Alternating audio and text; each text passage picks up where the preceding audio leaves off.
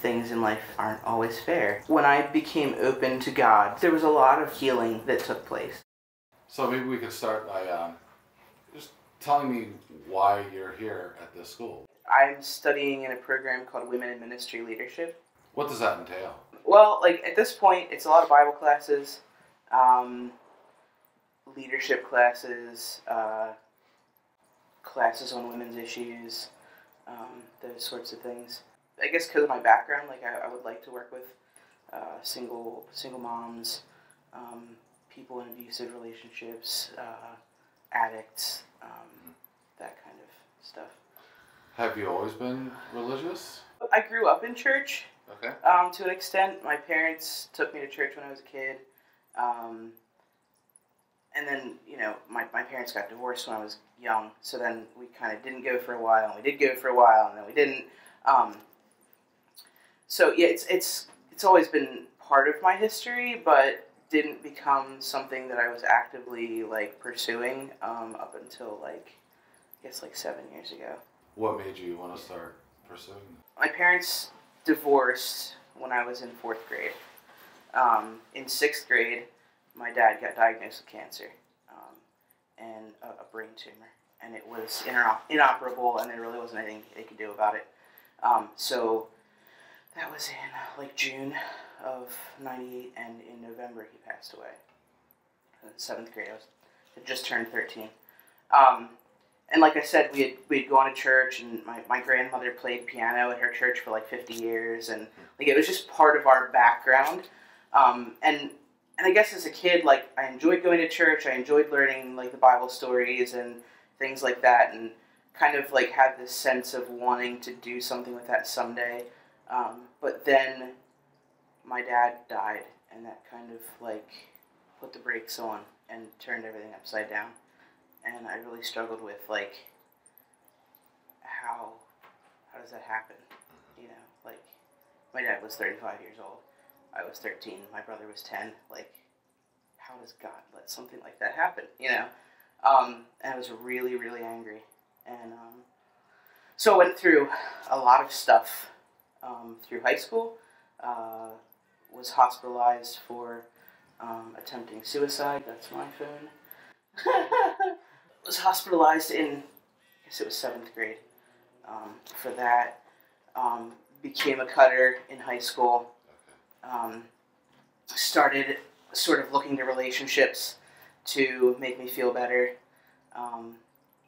Did okay in school, and still had this internal battle between there was something inside of me that said I love God and I wanted to do something for God with my life, but also none of this makes sense. My dad's gone, I'm struggling with this stuff. Everywhere I look, it feels like people are just judgmental and mean and angry, and I don't want anything to do with that. So it was this constant back and forth. So I graduated from high school. Where'd you go to high school? I went to Hempfield. Okay. And yeah. What year did you graduate? 2004. So then after high school? After high school, I started working. Started dating this guy who was 20-some years older than me. Came to find out he was an alcoholic. That turned out badly. And from that, kind of got thrown into the next relationship and the next relationship, and constantly trying to find somebody who made me feel good about who I was. So it was just this constant search for somebody to love me and care about me. And that, I guess, eventually led to going to the bar and, that whole scene. Did you struggle with addiction? I didn't think I was struggling with addiction at the time. It was more just out of being bored and lonely and not having anything to put my life into, to put my energy into, to make me feel like I had something to do with myself. I had worked at a grocery store, and then I went to work at Picture People and at the mall, and worked there on and off seasonal kind of stuff for a while.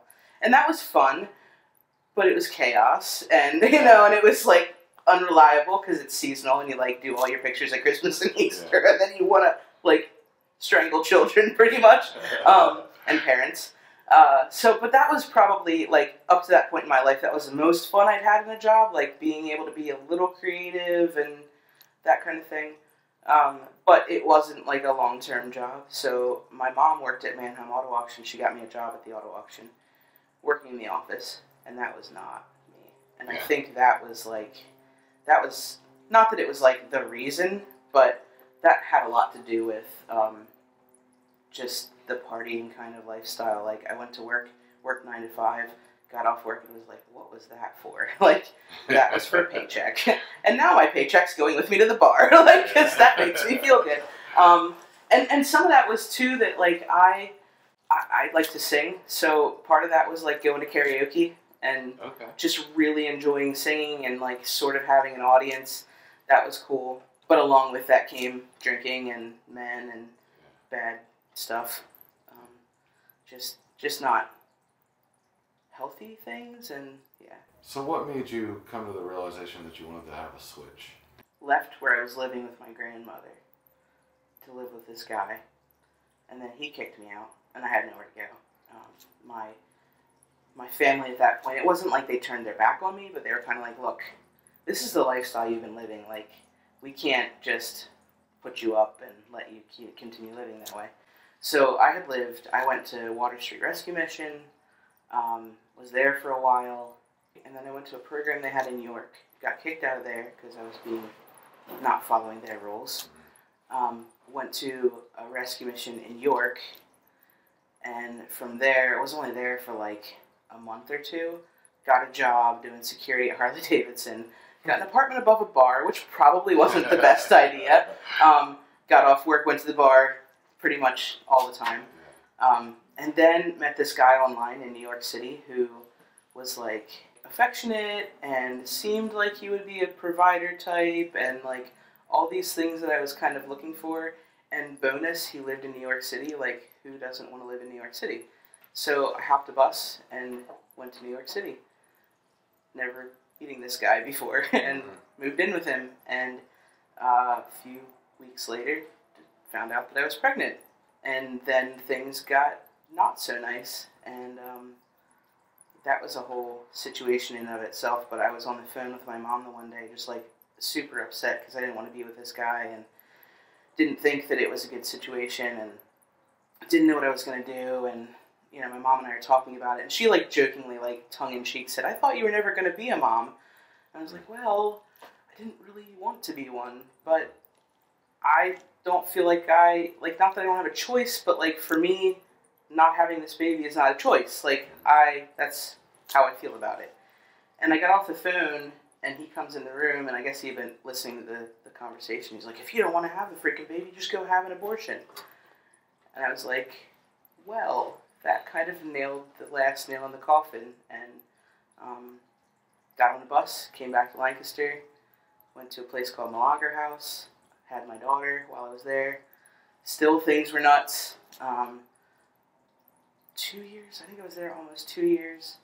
Moved into my own apartment in Lancaster. Still hadn't dealt with all the emotional stuff about losing my dad and about kind of this rocky relationship I had with my mom and things that had happened as a kid, and then now having a baby and feeling like, what do I do with this? And so I moved out on my own, and things were still a mess. And met this guy, and he and I used to go out and drink, and then he introduced me to cocaine, and that was a lot of fun, except that it wasn't. Yeah, and that only lasted like 2 to 3 weeks. Because I woke up the one day and was like, wow, I just threw away the last 3 days of my life. Like, I don't know what I did with them. I'm not sure that I cared for my daughter the way I should have. Like, all these things kind of smacked me in the face, and I was like, all right, I got to go to rehab. So I went to rehab. A friend of mine took my daughter for me. She was about 2. And went to rehab, and that was crazy. Just like massive amount of emotional junk that had been building up for years and I had been running away from, and here it all is. Yeah. And what do you do with that? I I actually was like, I was on suicide watch for 3 days because I didn't think I could make it through this. Like, I didn't think I was coming back from this. Just felt really guilty about not being the kind of mom I wanted to be, even though I didn't know how to be that. Like, it was a huge mess. While I was there, my insurance ran out, so they were like, sorry, you've got to go. 2 weeks into rehab, and I'm just, like, beginning to do some of the work at, like, looking at this stuff in my life that's so messed up, and they're like, you got to go. Wow. So they dropped me off at a halfway house in New York, and I was there for 2 days, and I was like, this is not going to work. I'm surrounded by a bunch of girls who are literally just here because their PO said they have to be here. Oh, right. And, like, just, you can tell the mentality of, like, somebody who wants to be clean and somebody who's trying to be clean because they don't want to go back to jail. And not to say that, like, somewhere underneath all that, they don't want to be clean, but it was just super negative and super catty, and it was like being in high school again. I was like, I can't, this isn't going to work. Like, I want my daughter back. I want to get my life together. I can't do it here. So I walked across town to the women's shelter where I had been 4 years ago. And I walked up and I rang the doorbell, and the lady answered the door, and her name's Pam, and she's the director there. She isn't now, she was. And she opened the door, and she was like, oh my God, it's so great to see you. And I'm like, no, it's not. And I lost it, and I just bawled my eyes out for like a half an hour, told her everything that had happened, and she was like, I'm so glad you're here. And I'm like, I don't understand that. Like, I just screwed my life up to the point where I don't know how I'm ever putting it back together. How can you say you're glad to see me? And that woman, like, she just showed me love. Like, I've seen love from other people, and there's been some really amazing people in my life, but at that moment, she was like everything I had ever looked for, you know? And she sat and she just listened to me, and she was like, you know what, it's going to be okay. Like, we're going to figure this out, we're going to work through this, we're going to get through this together.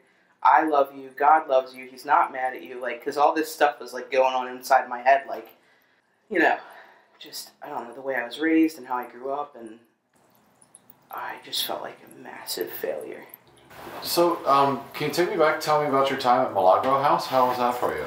It was good, and I look back on all these different experiences, like being at Water Street, being at Lydia House Center, being at Milagro House. I was at Clare House for a short time. Like, all of those things were very good and foundational in the fact that, like, I had to learn to live by somebody else's rules, which wasn't an easy place to be. Like, and it sucks, and you're an adult, and you're like, you're not the boss of me. Like, but looking back on it, I'm like, yeah, I mean, life wasn't working on my terms, so maybe doing it somebody else's way was a good thing. I was there, yeah, I moved in there in July and had my daughter in December, so I did a semester at Hack while I was there. Okay. Had no clue really what I wanted to do with myself, other than I've always had this desire to help people. So I think at the time I was at Hack and I was taking some like psych classes and sociology classes, that kind of thing. It was an interesting experience too. Like, I grew up in like East Petersburg and Landisville and went to Hempfield, so, you know, upper middle class white, not that we were, but that's where we lived. It was a major culture shock, I think, being at Water Street and then Milagro House, like, being around some of these girls that have lived, like, these crazy tough lives. And, you know, and they're there, and, like, they want to do better for their family, and they want to become better mothers, and they want to get their education, but just, like, the constant struggle of, like, this is really hard to do, it's worth doing, but this is easy and it's what I'm used to. And it was just, yeah, it was crazy. It was useful and helpful to be there. I think they have a lot of really good things they're trying to do, but like anything else, it's not perfect. Like, like they offered counseling, which was cool. I think it was hard because a lot of the girls that go in there don't have the GED, so like that's the immediate thing that they all start working on. I had graduated from high school and didn't want to go into nursing, which is like the next easiest short-term like educational goal.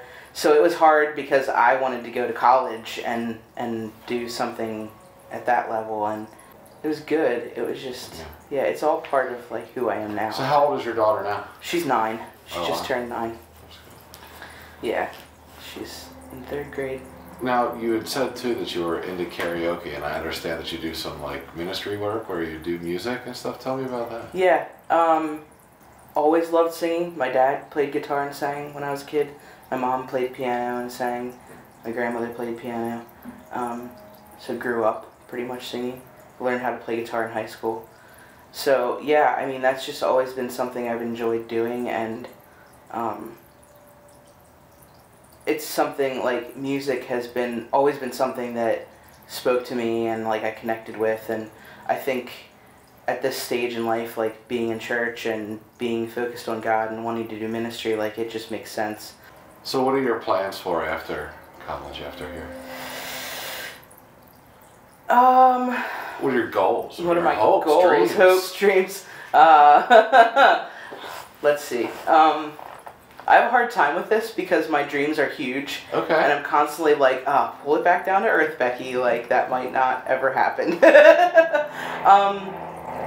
I would say, like, grand scheme dreams, like, what I would like to be part of. For me, part of my whole journey was, like, understanding that,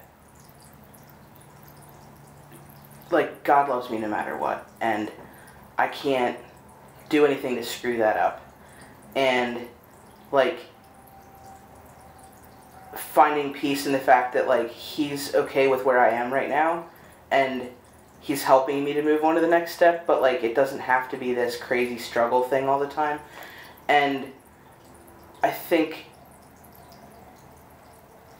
I don't know, like just loving people and helping people and like coming to a place where we can be at peace and live and like understand who we are and be okay with that. And I think that like everybody on some level wants that. Like I think I would love to be part of a ministry that helps people like to get to that place, and that like just loves people where they're at and doesn't put restrictions on that and doesn't put like expectations on it. Like I think that there's just a lack of love in general in the world, and I think that I would like to be part of something that helps to get rid of those lines. Now, would you have any piece of wisdom or advice to a young woman who was going through some of the struggles that you had? Yeah, just finding the people who love you and don't put those conditions on you, and who are willing to meet you in the middle of all the junk and sticking with them, not pushing them away. Just like finding some people you can be really brutally honest with, and take their advice. Like, find people that you love and trust and who really have your best interest at heart,